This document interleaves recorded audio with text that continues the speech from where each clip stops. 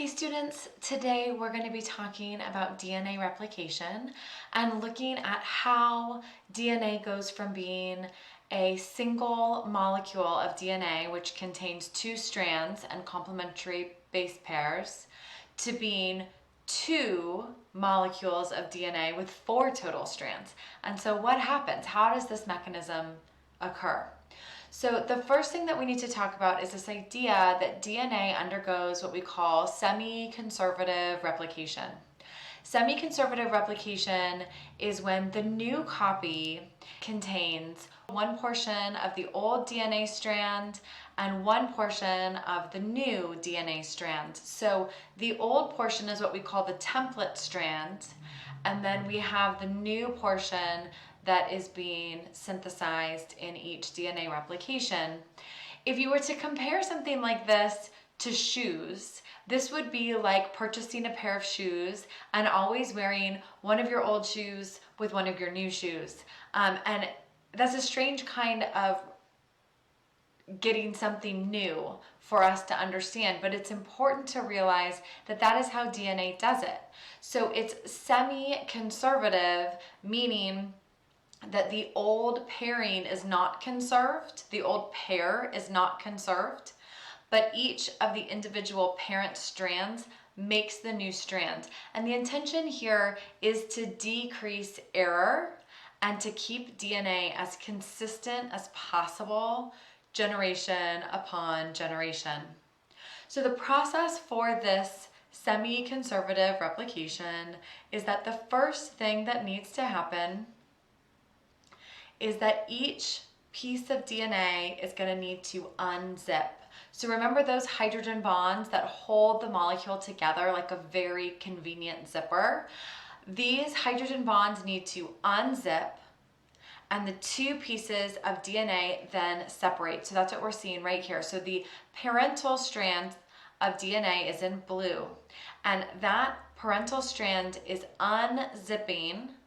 The hydrogen bonds are coming apart, and then as it unzips, a new strand is going to complement the old strand. And what we mean by complement is that we know the base pairing rules. So for every A that is present on the parental strand, a T will be added to complement it.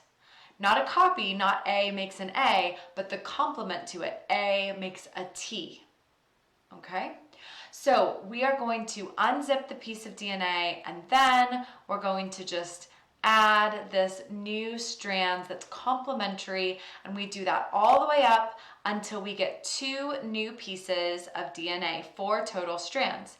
And this is our semi-conservative pieces of DNA because one of these pieces is the blue parental piece, and one of these pieces is the golden color that is the new complement strand.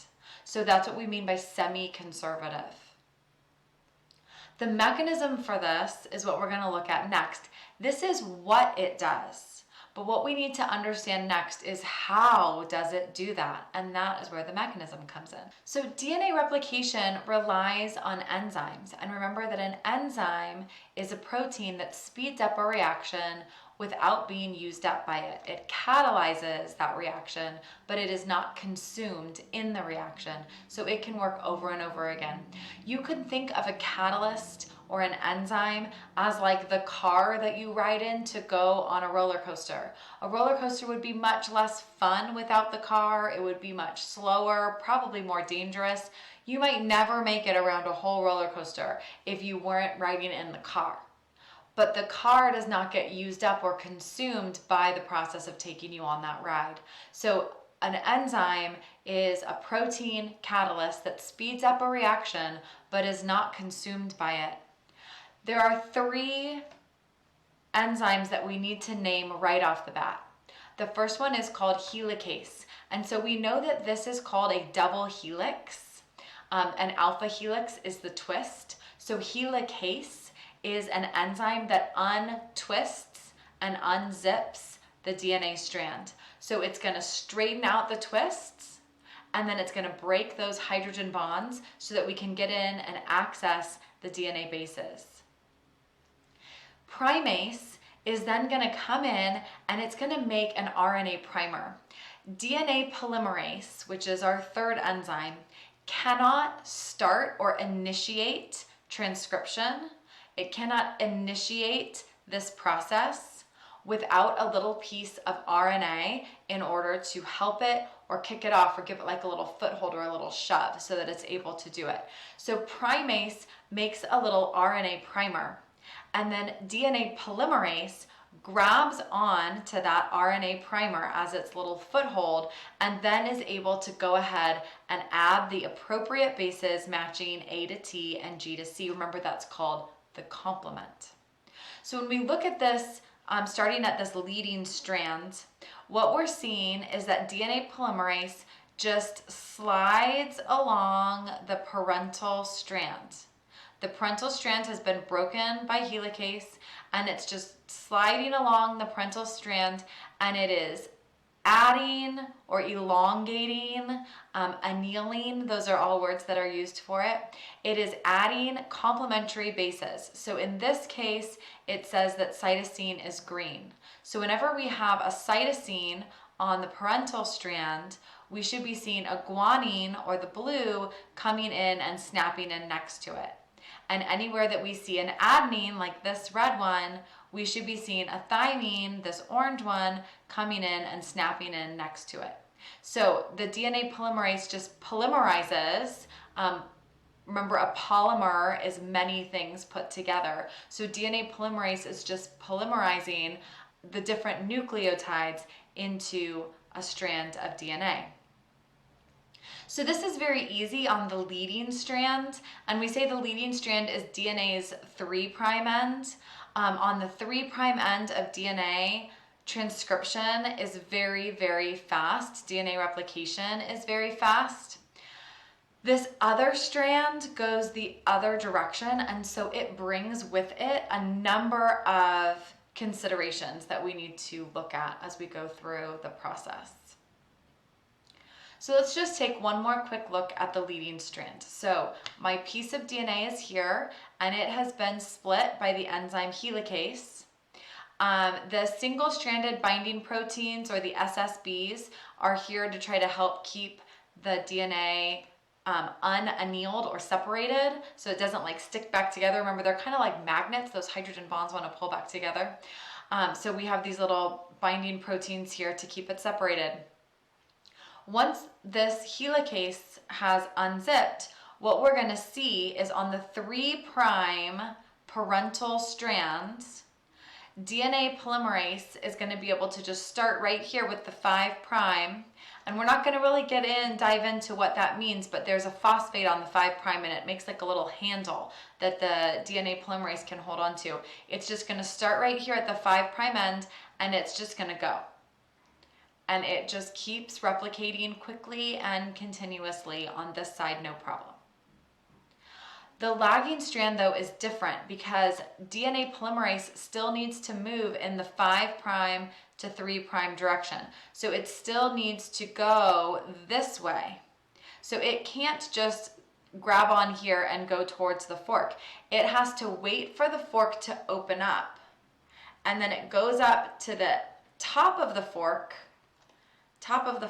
and moves back towards the end. So DNA polymerase would come up here and then move in this direction back down. So DNA polymerase is going to come up here, okay, the next piece, and it's going to move this way down the strand.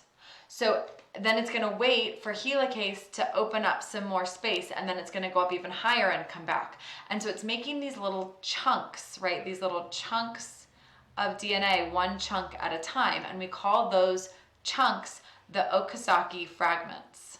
So I am talking about the lagging strand of DNA has these Okazaki fragments, and then our fourth and final enzyme. So we've had helicase, we've talked about primase, we've talked about DNA polymerase, and now our fourth enzyme, DNA ligase is going to come in, and I say it crimps those edges together, like if you were making an empanada or a pie crust and you push the pieces, or a calzone, you push the pieces of the bread together and you kind of like fold them over and then mush them so that it like is now one piece, right? It was two separate pieces, but we've really mushed it together. DNA ligase comes in and it pushes this all together so that it makes a single long strand. What's crazy about all of this to me is that this has been happening since the origin of life, but we're just learning about it. And when you try to learn about it right now, I bet it's a little painful for our brains. And yet our bodies have been doing this since our conception. They have been replicating the DNA with no problem, with the single-stranded binding proteins, with the DNA polymerase and ligase, and all of these mechanisms, all of these enzymes working together in order to replicate our DNA. And that happens every time your cells divide, at least once. This happens every time your cells divide. And yet it is so complicated for us to understand. Our bodies are incredible, and it's something vastly complicated, and yet we're just learning about them now. So our information, our depth of knowledge on this increases with each passing day.